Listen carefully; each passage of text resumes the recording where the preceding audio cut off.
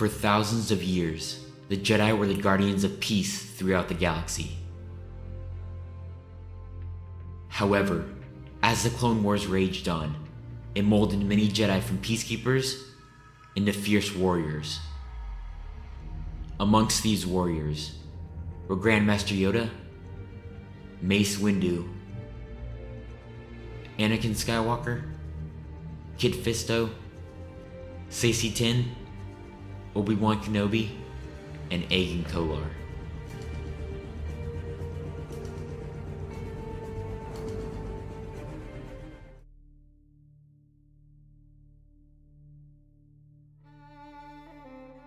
Obi-Wan Kenobi was a legendary Jedi Master and Jedi High Council member, serving the Republic and the Jedi Order near the Dark Times.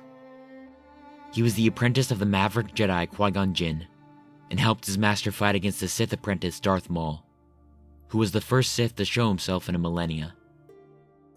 When Maul killed Qui-Gon on Naboo, Kenobi continued fighting Maul, eventually cutting him in half.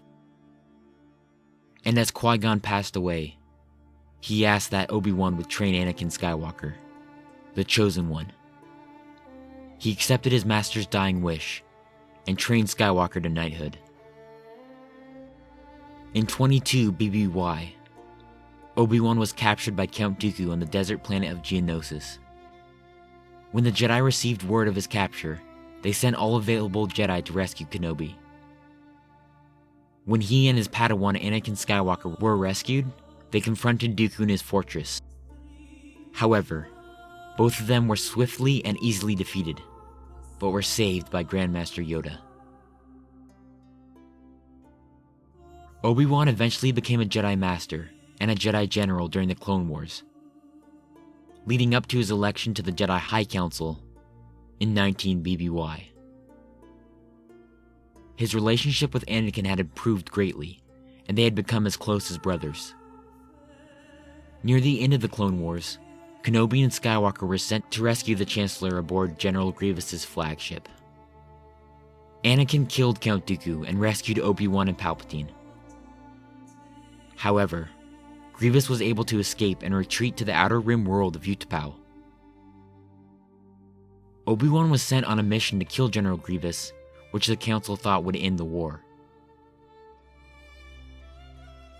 Kenobi eventually killed Grievous, but was taken off guard by the execution of Order 66, marking the end of the Jedi. Obi-Wan lived to see another day. He soon learned the real workings behind the Great Jedi Purge. Sadly, in 19 BBY, Anakin turned to the dark side, deceived by his new master Darth Sidious, who named him Darth Vader. After Operation Nightfall, Vader traveled to Mustafar to deal with the remaining Separatists.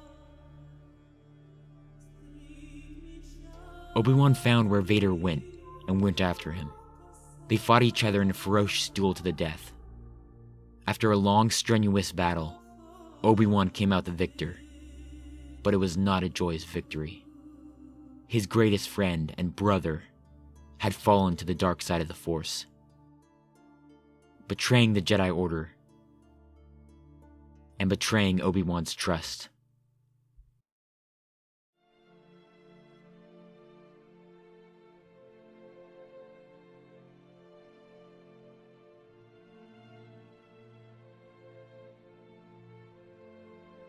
Agen Kolar was a respected Zabrak Jedi Master from Iridonia during the Clone Wars, and was considered by many of his peers to be one of the best masters of the Jedi Order. He spent many years of his early Jedi life traveling the Mid and Outer Rims, completing missions and never doubting the wisdom of the Jedi Council. 22 years before the Battle of Yavin, Kolar attained the rank of Jedi Master. When the Republic received word that Jedi Knight Obi-Wan Kenobi was being held captive by Count Dooku, the Republic arrived just in time with a few hundred Jedi Padawans, Knights, and Masters. Agen Kolar and his apprentice, Tan Yester, being two of them. Agen was able to remain alive until Grandmaster Yoda arrived with an army of clone troopers. Sadly, Tan fell in combat, which saddened Kolar deeply. though he stayed true to the Jedi's belief of non-attachment, accepting his Padawan's passing and moving on. Agen had a hand in many different conflicts, including the retaking of Brantel IV, the Battle of Boz Pity, and many other battles in the Clone Wars. He also went on personal missions, like when he was commissioned by the Jedi High Council to hunt down the renegade Jedi and one of Kolar's greatest friends, Quinlan Vos.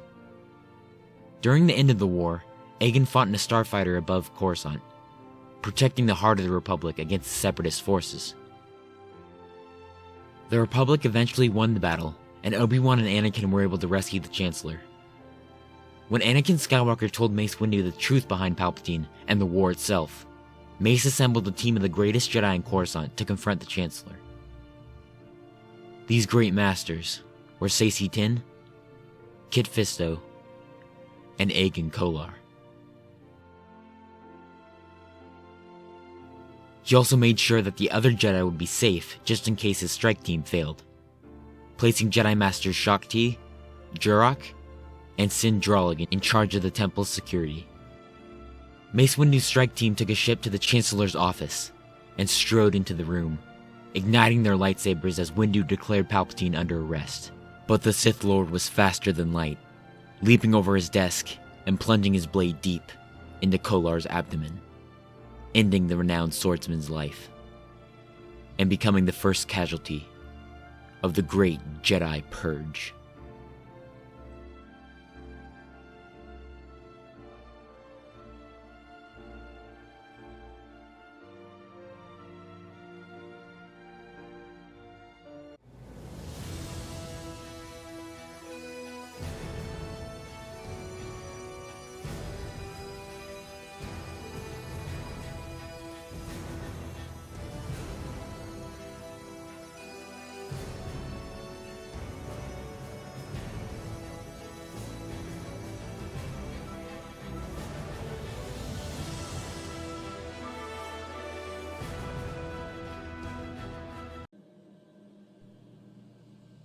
Thank you guys so much for your patience on this one.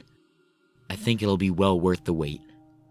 Thank you so much for waiting, and I hope you enjoy this first video.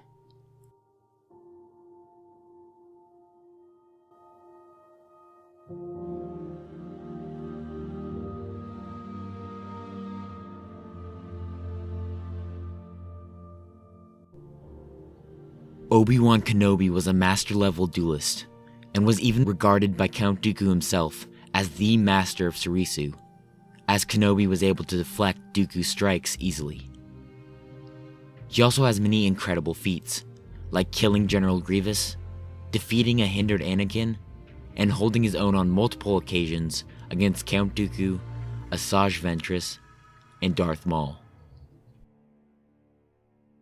Kenobi was a master of a hybrid form of Form 3 Surisu and Form 4 Ataru, making Obi-Wan one of the most versatile and adaptable fighters of his era.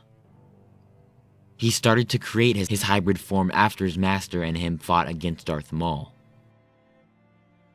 In horror, Obi-Wan witnessed the death of his master, and the fatal errors of his completely offensive form. From that point forward, Obi-Wan decided to incorporate defensive techniques into his fighting style, leading to his complete mastery of Surisu, backed up by the offense of Ataru. He was also highly skilled in Jar-Kai dual-blade fencing. Form 3 Surisu, or the Resilience form, was the most defensive form of lightsaber combat. It was focused entirely on defense and putting yourself in the middle of the battle, controlling it with a conservative defense and tight blade work and footwork. It focused on parries and redirections, in addition to subtle dodges and minimizing exposure to lightsaber blades. Form 4 Ataru, or the Aggression form, was a very aggressive and demanding lightsaber form, based around force augmentation and force-based acrobatics. It featured flamboyant blade work and focused on hand-to-hand combat in duels. Practitioners of Ataru were entirely focused on offense, with little regard to defense. According to Sin Drollig, It relied heavily upon the Jedi's ability to run, jump, and spin while using the Force, using one's entire body as a weapon.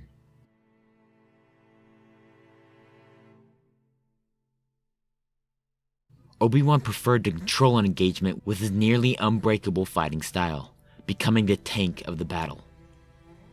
As I said before, Obi-Wan was able to defend himself against General Grievous's 12 strikes per second, defeated a hindered Anakin who was still decently powerful, and has held his own multiple times against Count Dooku, Asajj Ventress, Darth Maul, and even Darth Maul and Savage Opress at the same time, though Obi-Wan was emotionally unstable.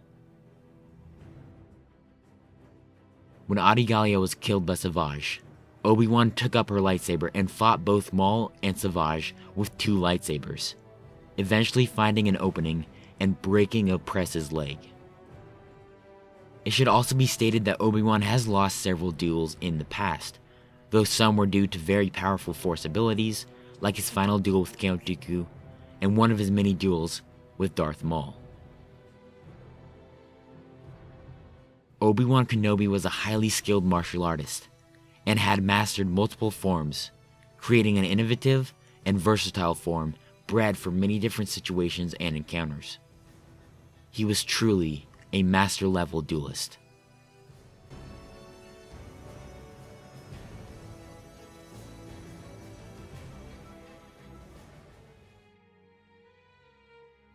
Agen Kolar was a renowned swordsman, and was considered to be one of the greatest duelists during that time period. And Shaak Ti even considered Agen to be one of the greatest masters of the Order, alongside Mace Windu, Saesee Tiin, and Kit Fisto. Also, Windu and Kolar were considered powerful enough to take down Sidious by themselves, though that obviously wasn't the case. In addition to being praised by his peers, Kolar was capable of swiftly defeating Quinlan Vos with ease, who is one of the best Jedi Knights the Order had to offer, though there were unique circumstances at play during that duel. Kolar preferred to use Force-based acrobatics, hand-to-hand combat, and flamboyant blade work in combat, which heavily suggests a mastery of Form 4 Taru. He was also proficient in aim blast deflection, which either suggests an understanding of Form 5 Xian, or a complete mastery of Ataru, as Form 4 was known to be weaker against blaster wielders. It's also likely, given his prestige as a swordsman, that he has mastered several other forms as well. Form 5 Xian, or the Perseverance form, was a well-adapted form made for aimed blast deflection, which, when taken to its nth degree, could also apply to lightsaber combat. Agen Kolar believed that the best offense was the best defense, beating his opponents into submission through superior firepower. Like I said previously, Kolar defeated Quinlan Vos with ease. However, Vos wasn't trying his hardest against the Council Master, and he was still underdeveloped and undercover. But he was defending himself to the best of his abilities against Kolar's barrage of strikes. Quinlan even had to revert to environmental and esoteric abilities in an attempt to stop Kolar, but failed to stop him completely. Mace Windu and Agen Kolar themselves were considered powerful enough to take down Sidious, though obviously that wasn't true. Kolar was the first to die at the hands of the Dark Lord. The difficult thing about Agen Kolar is that his feats are either him stomping someone who is clearly tiers below him in power, or getting stomped by someone tiers above him, so it's hard to accurately gauge his power as a martial artist. But by my estimates and my analysis, I would rank Kolar as being one of the greatest technically proficient duelists of his era, given his mastery of several different forms and his overall reputation as a swordsman.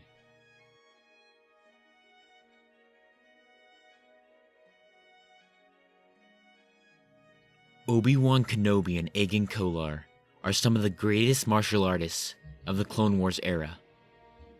Both have mastered several different forms and techniques, have been praised by their peers and have showed incredible feats in this category. Whatever one brings to the table, the other can counter. They are equals in almost every way. However, I would favor Kenobi slightly with his near-perfect Sarisu and Ataru hybrid, giving him the form advantage. With his style, he was able to defend himself against General Grievous's barrage of 12 strikes per second. And no other Jedi or combatant was able to do that for a long period of time against Grievous. I give the ever so slight edge to Obi-Wan Kenobi in martial arts.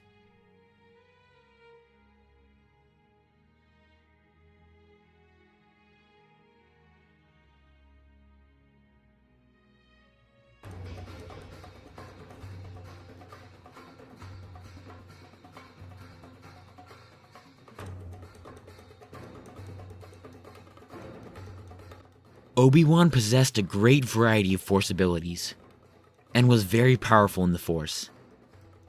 He was an advanced wielder of telekinesis, Force repulse, Force deflection, Force sense, Force augmentation, and beast control. Telekinesis is the ability to levitate and manipulate physical entities with the Force.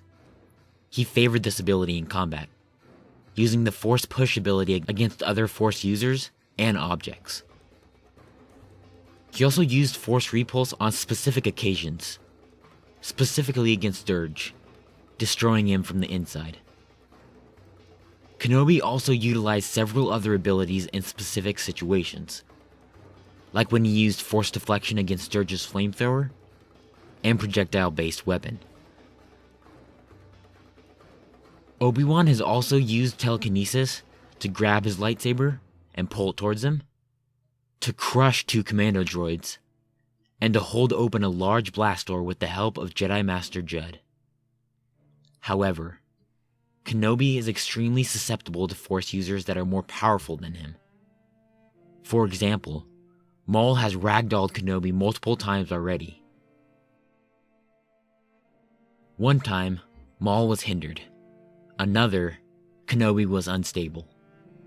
And the third time was on fair ground between the both of them. Also, Count Dooku was able to completely incapacitate Kenobi with his very powerful combative Force abilities.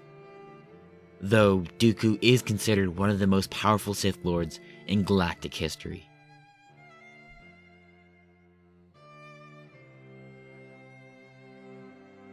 Agen Kolar had the basic knowledge of rudimentary Force abilities, but amplified their power to the level of a Jedi Master.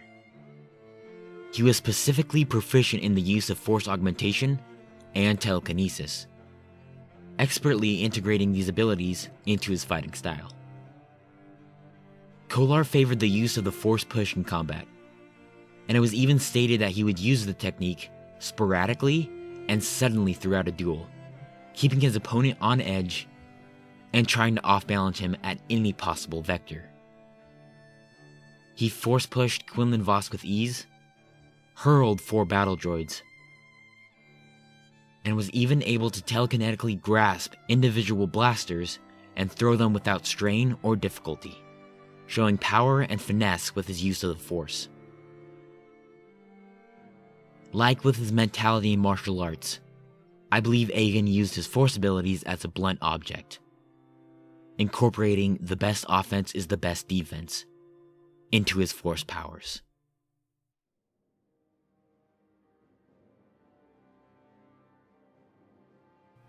Obi-Wan Kenobi and Agen Kolar were martial artists at heart, but still possessed powerful Force abilities taken to the level of a Jedi Master. Due to his preference for martial arts, Kolar lags behind Obi-Wan in Force abilities. Obi-Wan has the variety of abilities and power in the Force to put him ahead of Agen. While Obi-Wan is extremely susceptible to Force abilities, I don't think Agen Kolar is powerful enough to completely incapacitate or defeat Kenobi in this category. I give the edge to Obi-Wan Kenobi in Force abilities.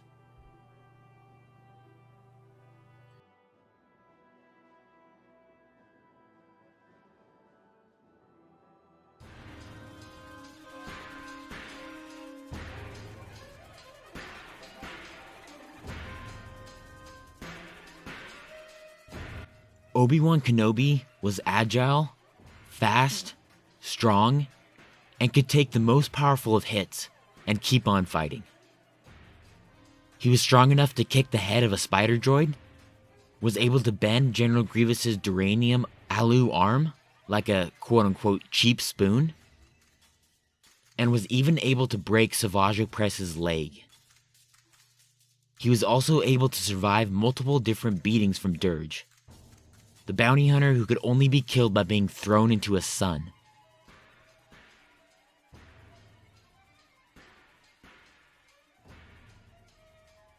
Agen Kolar was strong, fast, and had a large reserve of stamina.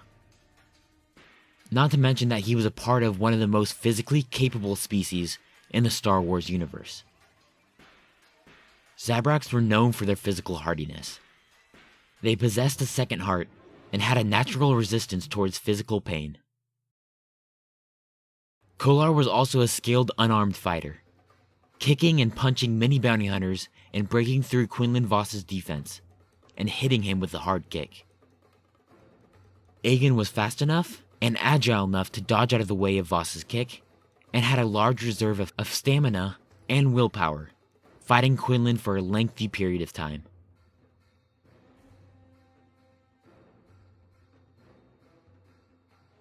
Both Obi-Wan Kenobi and Agen Kolar could take a ridiculous amount of damage and could keep on fighting afterwards. While Agen has a lack of feats in this category, using logical deduction, Kolar's durability and physical hardiness due to his species should put him on par with Kenobi. I declare these Jedi Masters equals in physical abilities.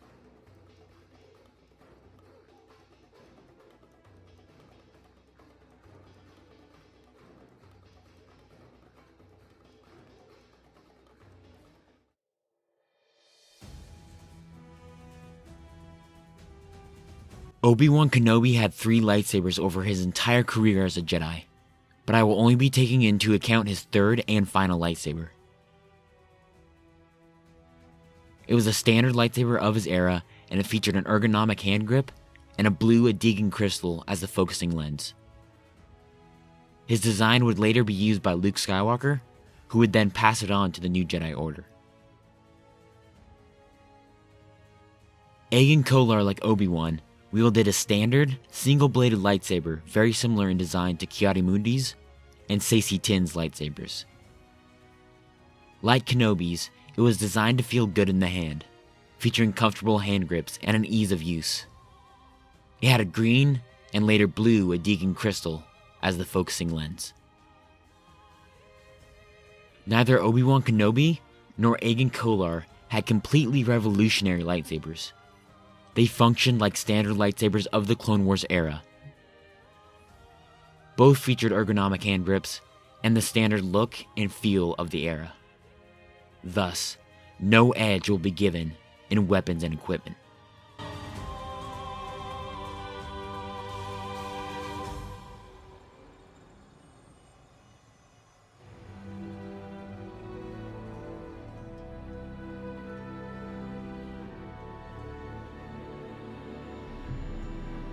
And now, for the verdict. This battle could possibly be the hardest duel either combatant was a part of. Agen Kolar would be the main aggressor, while Obi-Wan would be the main defender. If I had to compare this duel to another duel, I'd compare it to Obi-Wan Kenobi versus Anakin Skywalker. They are both exceptional duelists and are both physical juggernauts, and the duel could last for hours on end. There are equals in almost every conceivable way, and Obi-Wan's slight edge in martial arts is trivial at best. What really decides this matchup is their respective mastery of the Force. While both are competent and have the abilities of a Jedi Master, Obi-Wan slides ahead with more variety and power in the Force. If Kenobi was able to abuse his more unique Force abilities, he'd be able to stagger or incapacitate Agen Kolar long enough for the kill and the win, which is the most likely outcome as they are so evenly matched in martial arts and physical abilities. After a long, strenuous battle, I declare Obi-Wan Kenobi, the Negotiator, the quintessential Jedi, the victor.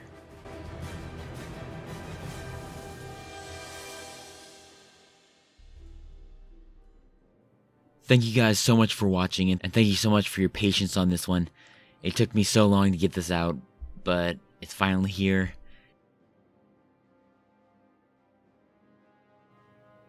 I hope you enjoyed this video. Please let me know what you think in the comment section below, either on the matchup or the video itself. And thank you all for your consistency and basically just your support. That's amazing. Thank you so much.